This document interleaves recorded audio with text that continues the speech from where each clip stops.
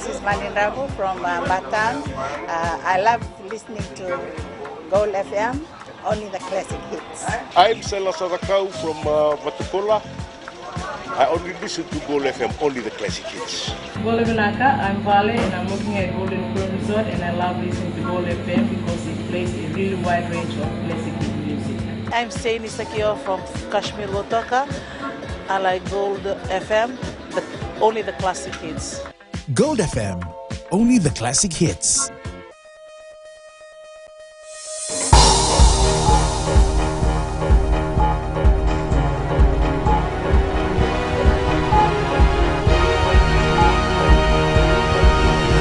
Good evening, I'm Jackie Spade. This is FBC News. Tonight, losing forest due to irresponsible developments. Mosquito population may spike again during warm conditions. And Consumer Council about to launch helpline services.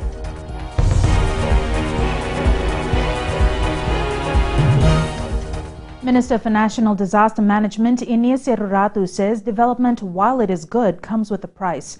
Speaking at celebrations held in Lambasa today, he says many are living with the price of irresponsible development. World Day to Combat Desertification, celebrated on June 17th each year, is to highlight ways to prevent fertile land becoming a desert and recover from drought. To this end, Minister for Rural Development and National Disaster Management, Iniese Ruratu, spoke about development and its effects. We just came back from COP21 in late November last year about the devastating effects of climate change as a result of development. Because the main concern today is the future of our children.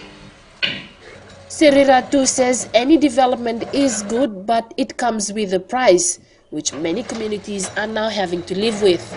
When I investigated flooding here in Bonolebu, most of the flooding in Bonolebu, in which most of the villages were affected, Watukuga for one, was a result of irresponsible development. There is a Fiji code of logging practice, but nobody cares. That's the responsibility I'm talking about. He also highlighted that the greed for money is causing degradation and erosion of many fertile land. We have logged most of our local trees, indigenous species, and now we're ending up with plantations, pine and mahogany. After this pine and mahogany, colors. No more. There's no replanting, no reforestation. We just want the money. We don't want to plant. We can't wait. There's no more sandalwood now. Because we just want the money. We can't replant. The celebration was marked with various activities, on-site tours and awareness. Eleanor Turangabiu, FBC News. The New Zealand High Commission has granted $1.3 million to the Fiji Elections Office on the development of an election management system, or EMS. The money will cover setting up EMS software in a 2-year project. Kelly Vadala has the details. The election management system is a software that delivers everything needed to run an election, from creating the ballots to reporting the results. Supervisor of Elections Mohammed Sanim says the EMS will reduce the risk of human error. This software will give us the ability to better manage logistics and make voting easier through accessibility and improved logistics arrangements. It will reduce the risk of human error in logistics by eliminating our processes of manual controls on inventory, equipment, and EMS will not only enable us to better manage complex data that EMPs need to deal with, it will also provide a common platform for information sharing across various departments of the FEO. New Zealand High Commissioner Mark Ramsden says the development of this software will play a major role in assisting in the 2018 elections. So it's very nice now to be partnering with you for this next phase and the build-up to obviously what will be your next big event, 2018. But also drawing on some of the fruits of that partnership between the Fiji Elections Office and the New Zealand Electoral Commission. As you say, you know, seeing an EMS in action in New Zealand in the lead up to the New Zealand elections, and seeing the sort of benefits that could bring to Fiji.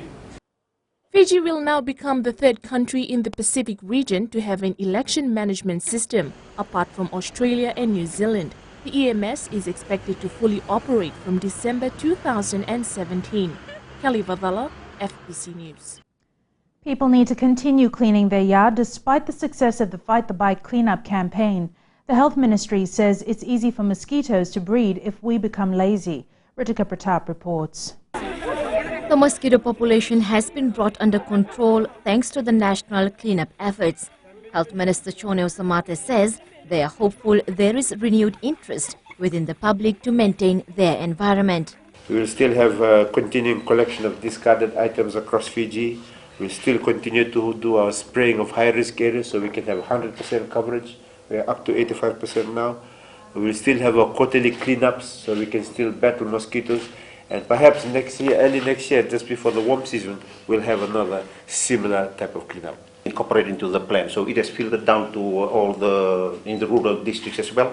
There are teams that has been established as part of their connection plan to the main business plan of environmental health. So they will continue to have this as a team effort of all government approach at the district level, where cleanup campaign will continue to happen throughout the year. Acting Chief Health Inspector Manasa Rayasindamo says they will continue rubbish collection in areas which haven't been covered.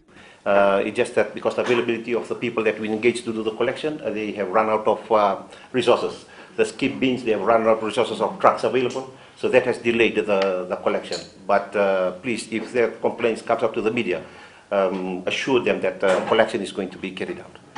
With Fiji entering the cooler season now, mosquito numbers have decreased. An upsurge is expected during the warmer months. Ritika Pratap, FBC News. Consumers will be able to call in their complaints to the Consumer Council of Fiji by mid-July. A new helpline announced in the 2016 budget is all but complete. Edwin Nund reports. There has to be a lot more awareness. The Consumer Helpline will enable people to lodge complaints without having to visit the Consumer Council office in person. We definitely need support from the consumers. In other words, some form of evidence will help. We surely will find it very hard if somebody makes a call and says that this shop did this or that supermarket did that. Some form of evidence will definitely help the council. For the first time, Chief Executive Pramila Kumar says the helpline will be operational 24 hours a day with an automated messaging system running after hours. Kumar adds the helpline will be an advantage for people outside the main urban centres. In Overlau, Taveuni, in outer islands, they can also make a call, and at least we'll know what is happening in different parts of Fiji. This will not only help the council in addressing the complaint, but also give us an insight into what's happening in different places on various issues. There is also a procedure for complaints to be forwarded to appropriate authorities. We can make referral to Fiji Commerce Commission if we need further assistance from them.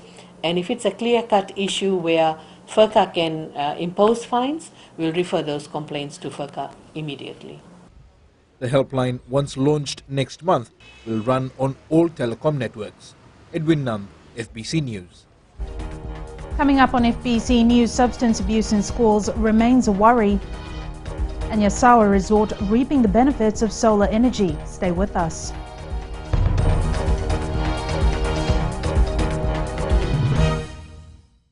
FM rocks. My name is Denasa and I'm from Lutoka and I love listening to Today FM. My name is Hulamila. I work at Golden Point Resort. I love listening to Today FM. It rocks in Raki. I'm Mary from Mandera. I love listening to Today FM. Today FM rocks.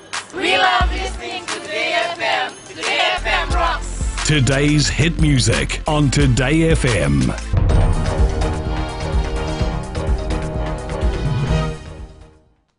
Welcome back. This is FBC News. A 29-year-old woman has been arrested after a parcel containing drugs believed to be methamphetamine was seized at the Suva post office yesterday morning. The woman is now in police custody.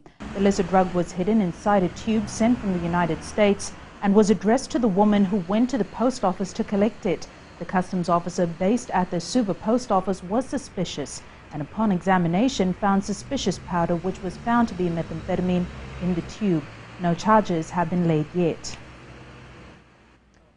There were 20 reports of substance abuse involving students in primary and secondary schools last year.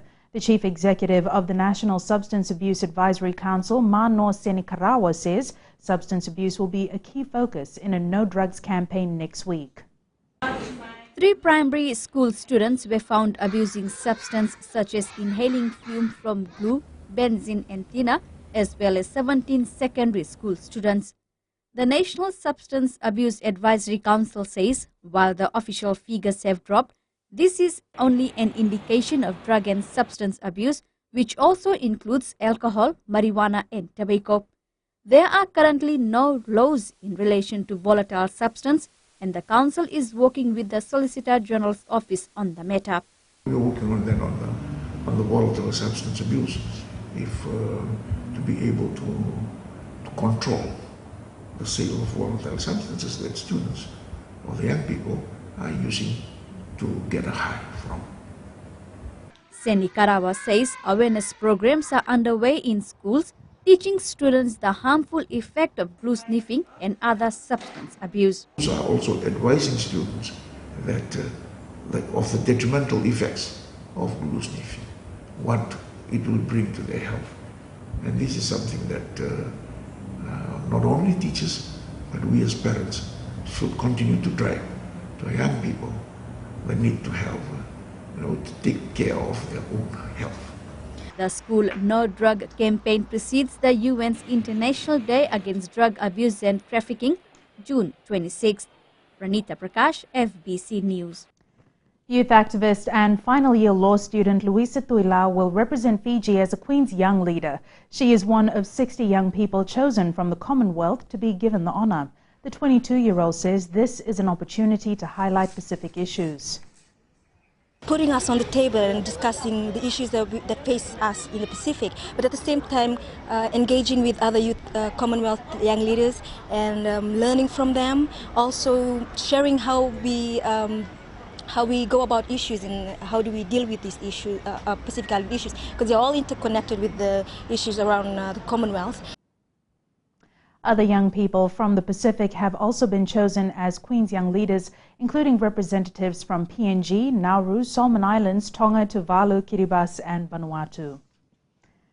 Hotelier and shipping services operator Donald De Bruce says that since converting to solar panels to light up his resort in the Yasawas, he has been able to save significantly. He says those in the sun-scorched maritime regions should explore solar power as a way of also saving the environment.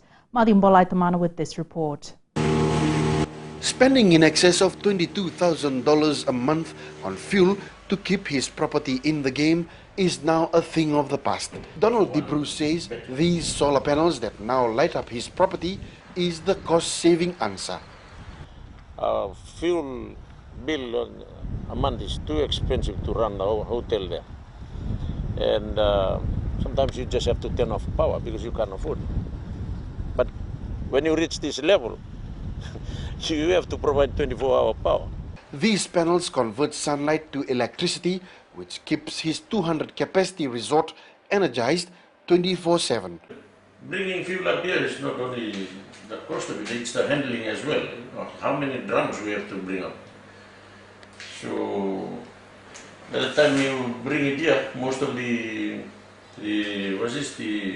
fuel will be mixed with water because you have to transfer to 20-liter drums. The staunch businessman who started from humble beginnings says the new power project for his resort has been the timely lifeline that has ensured providing better services for tourists that frequent the Yasawas. Thinking of putting solar for the resort, it's a real good idea. Even though we have to pay a big loan, but it's worth it.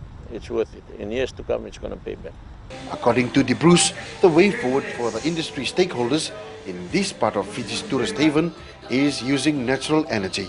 Madhim Bolaitamana, FBC News. Sports is up next. Here's Jamie with the latest. Thank you, Jackie, and good evening in sports tonight. Flying Fijians ready to face Samoa.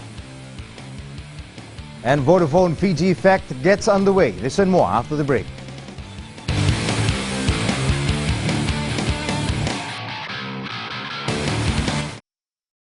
आपको करगंगा के रंजीला का नमस्कार। Radio Fiji की सुंदर सुंदर यादों का खजाना एकदम बचपन के दिन याद करा देते हैं। हमारा नाम जोनी नायडू है, हम रहता है मलोरो में और हम टैक्सी ड्राइवर है। हम सब टाइम अपन टैक्सी में रेडियो फिजी 2 सुनता प्रोग्राम। हम सिंगाटोका के हैं, हमारा नाम है रोजी। हम लोग यहाँ पे रेडियो फिजी 2 सुनता है। राम राम, मैं रेमस प्रसाद बोलता हूँ, तब वतन में कोई रहता हूँ। मैं जब भी सुना रेडियो फिजी 2 ही सुनता हूँ। रेडियो फिजी 2 देश की धड़कन।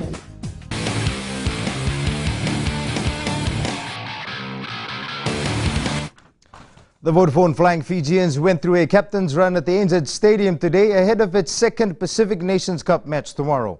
And while the John McKee coach side may have beaten Samoa in its last meet, the team is approaching the match with caution, knowing full well the depth of the Samoan team. Rohit Deo has more.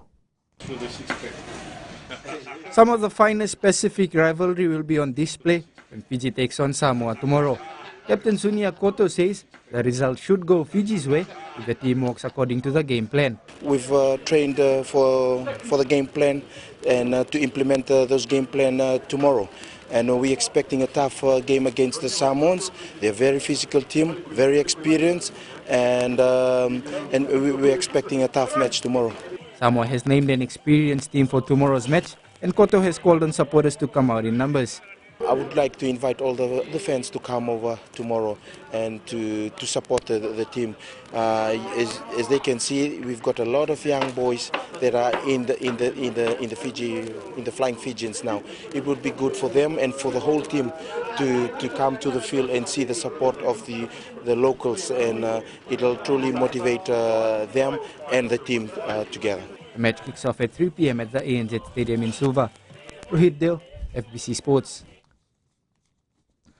The Vodafone Fiji 7 side had a training session at the sand dunes in Singatoka today. Ben Ryan took the team through some routines at the dunes and is likely to do the same once a week. Every Friday we're going to be in the Singatoka sand dunes. We're going to be doing some team building stuff around here, and just not so much team building because the boys are tight as a team, but more just some time away from the field. So whether it's out to Benga, whether it's on to Keela World or Singatoka River Safari on the Vua River doing some rafting.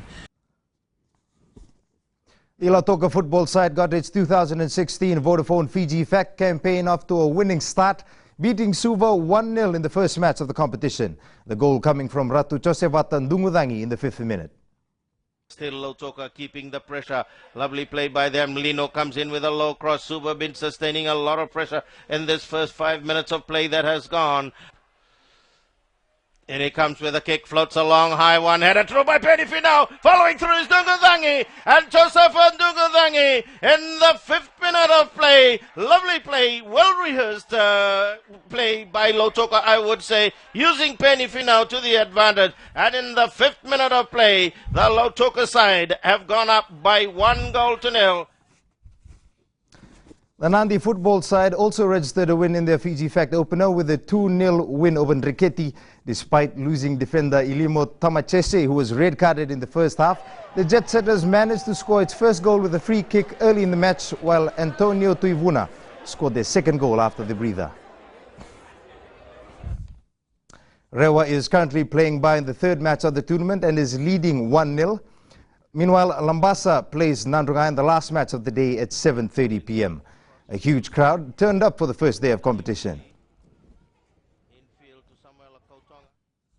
Pool matches continue with the first match between Rewa and Nriketi at 12 p.m. tomorrow. Vodafone Fiji and Fasanok this morning launched the first online donation portal for a sporting team in the country. The portal allows passionate followers of Team Fiji to make online donations to their Road to Rio campaign. Jacqueline Spate reports.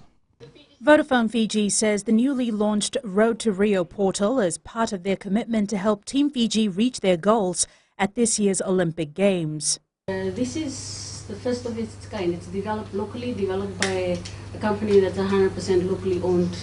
Leading the launch with the fund's first donation was Lorraine Raiwalui Suka in the United Kingdom. She's a member of a UK7 support group called Fiji's Eighth Man. She made her online donation this morning. The best way for Fijians and supporters of Team Fiji overseas is to log on to this online portal where all donations go to Team Fiji. Fasenok CEO Lorraine Ma says this is the pinnacle moment for any athlete's career and is more special for members of Team Fiji as each of them is qualified for participation based on merit. And so through the texting competition was one way where anyone with a Vodafone can show their support. So this is a way that the country, not only us living in the country, but those of us who are still Fijians but live overseas can show your support of this team that's going to represent you in Rio de Janeiro. All Fijians are being encouraged to support Team Fiji on their journey to Rio. The platform is now in operation and donations can be made by anyone with a credit card. For FBC Sports, I'm Jackie Spade. The much-anticipated clash between England and Wales at the Euro 2016 football competition lived up to expectation with the two rivals playing a European classic. In other matches played today, Poland held Germany to a 0-0 draw and Northern Ireland beat Ukraine 2-0. That's it from Sports Tonight. Good evening.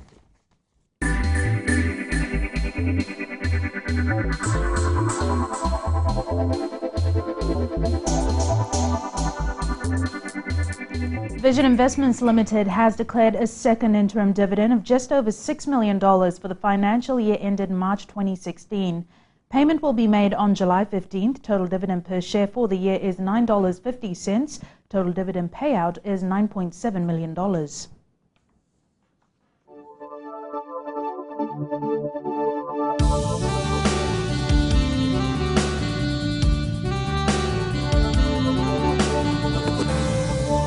It was a cool morning with some early morning showers about the east, clearing to a sunny day. Looking at the temperatures, Lambasa and Savu were warm at 33 degrees, whereas Ba got up to 31, while the rest of the centers were comfortable at 29. Tomorrow will be fine with mostly sunny skies and few scattered showers about the northern parts of the country. Looking ahead to Sunday, the settled sunny day will continue across Fiji with a chance of few showers in the east. At sea, southeast winds up to 20 knots with moderate to rough conditions. And recapping the main stories for tonight, Fiji losing pristine forests due to irresponsible developments. New Zealand provides $1 million for elections management systems, and Consumer Council of Fiji about to launch a new helpline. For these stories and others, you can tune in daily to our sister radio station Gold FM. On to this week's poll question, we are asking, do you think some overseas media are biased while reporting on Fiji? To answer, visit our FBC website.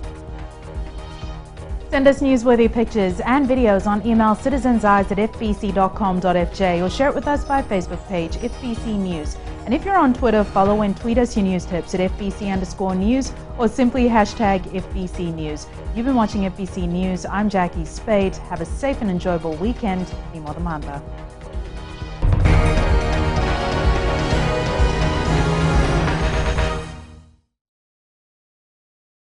Tua, ongonia saurara, although we'll take you on a TV and a market tawa. Although Talitanga na warong na Bula FM and number 2 na siya. Pula mana Fiji, nada ko plasyo matayri, ngon may na bulo tabiuni, au sa tungay nandi, ando Talita na warong na Bula FM. Bula! Bula FM number 2 na seri.